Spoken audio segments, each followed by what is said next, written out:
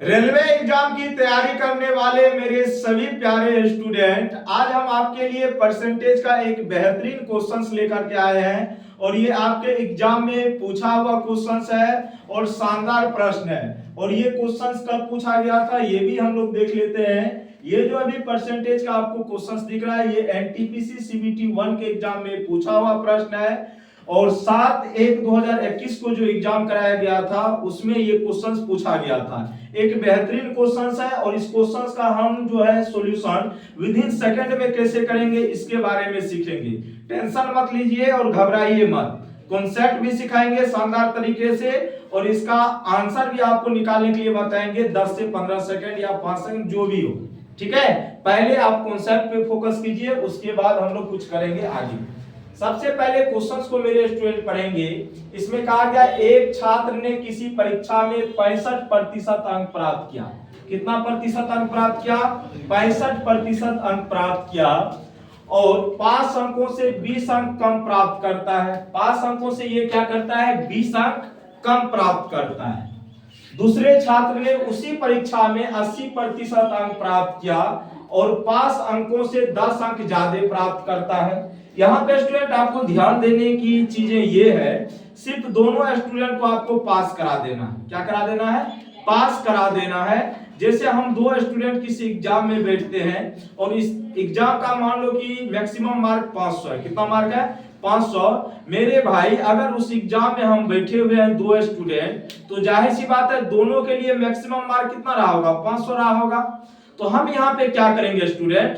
दोनों को केवल पास करा देंगे। कैसे करेंगे पास? अगर कोई स्टूडेंट 20 अंक से फेल कर रहा है तो फेल कर रहा है, अगर हम उसमें 20 अंक और दे देंगे तो वो क्या कर जाएगा? पास कर जाएगा। और जो स्टूडेंट 10 अंक ज्यादा ला रहा है उसमें से 10 अंक घटा लेंगे तो वो क्या कर जाएगा? पास कर जाएगा, क्योंकि वो पास मार्क से 10 अंक ज्यादा ला रहा है। तो अगर 10 अंक घटा भी लेंगे तो ऊपर भी तो वो पास ही करेगा ना।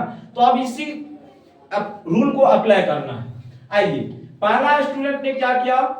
65% अंक प्राप्त किया। कितना प्रतिशत? 65%। कितना प्रतिशत हुआ? 65%। और ये 20 अंक कम प्राप्त करता है। अगर मैं इसको 20 मार्क दे दूं, ठीक है, अगर मैं इसको 20 मार्क दे देता हूं तो ये क्या कर जाएगा? पास कर जाएगा। क्योंकि 65% पता नहीं वो टोटल मार्क कितना था, मुझे कोई उससे मतलब नहीं है, लेकिन परसेंटेज में वो कितना मार्क प्राप्त कर रहा है? 65%। कितना प्रतिशत? लेकिन वो 20 मार्क से फेल कर रहा है। 20 मार्क से फेल कर रहा है। अगर ये 20 मार्क इसको हम दे देंगे तो ये क्या कर जाएगा? पास कर जाएगा। क्या कर जाएगा? पास कर जाएगा। सेम उसी तरह दूसरा स्टूडेंट ने क्या किया उसको समझिएगा। 80% अंक प्राप्त किया।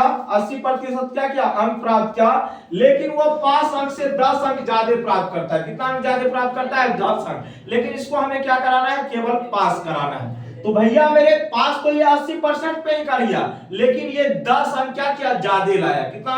10 अंक। तो 10 को हम घटा भी देंगे तो इससे कोई फर्क नहीं पड़ेगा, ये पास कर जाएगा।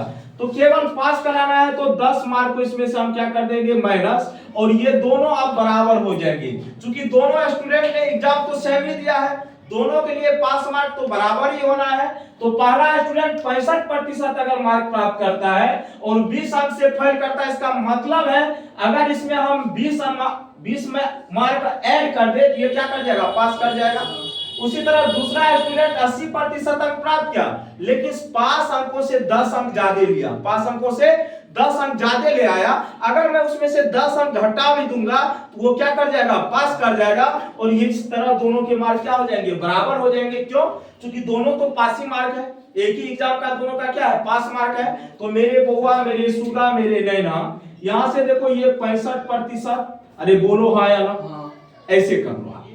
80% आपको दिख रहा है, आपको यहाँ पे ये प्लस में 65 है, उधर जाएगा तो किस में हो जाएगा? माइनस में।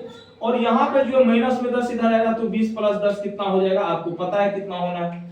तो 80% में से 65% जाएगा, कितना परसेंट बचेगा मेरी सुगा? 15%। ये कितना? 30। कितना हो जाएगा? 30। तो 15% का वैल्यू कितना है? 30।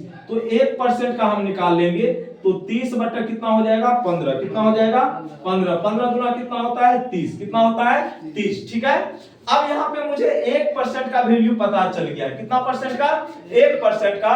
अगर मुझे 1% का वैल्यू पता चल गया तो दुनिया का कोई भी वैल्यू हम यहां से निकाल सकते हैं।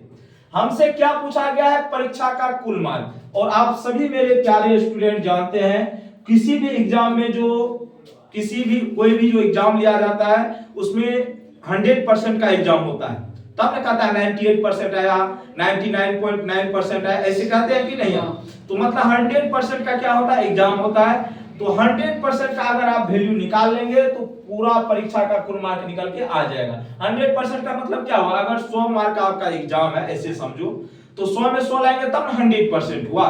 तो 100% का वैल्यू अगर आप निकालेंगे, चूंकि एग्जाम जो होता है कोई भी चीज अपने आप में 100% होता है, तो परीक्षा का कुल मार्क निकालना है मतलब 100% निकालना है, चाहे वो 300 का ही क्यों ना हो, चाहे वो 200 का ही क्यों ना हो। हम परसेंटेज की बात कर रहे हैं, तो 1% का वैल्यू 2 है तो पूरा मार्क निकालना है, तो मतलब 100% का एग्जाम हुआ होगा। तो 100% का कैसे निकालेंगे मेरे बुआ, 1% का 2 वैल्यू आया, कहने का सेंस कि 1% जो है 2 के बराबर है तो 100% का निकालना है। आप ऐसे भी समझ सकते हो, 1 कलम का मूल अगर 2 रुपया है तो 100 कलम का मूल कितना होगा। समझने के लिए आप कोई भी तरीका अपना सकते हैं, आप बिंदास होकर के, कोई दिक्कत नहीं है। तो मेरे बुआ अगर 1 कलम का मूल 2 रुपया तो 100 कलम का मूल होगा 200 रुपया, जाहिर सी बात है। लेकिन मुझे 100% का निकालना है तो कुछ नहीं करेंगे मेरे सुगा मेरे नैना, 100 में आप 2 से मल्टीप्लाई कर दो, कहानी खत्म है। तो कितना हो जाएगा 200, और यही आपके क्वेश्चन का होगा सही जवाब। आओ कभी हवेली पर is the right answer your questions. तो बाय बाय, टेक केयर, जय हिंद, जय भारत।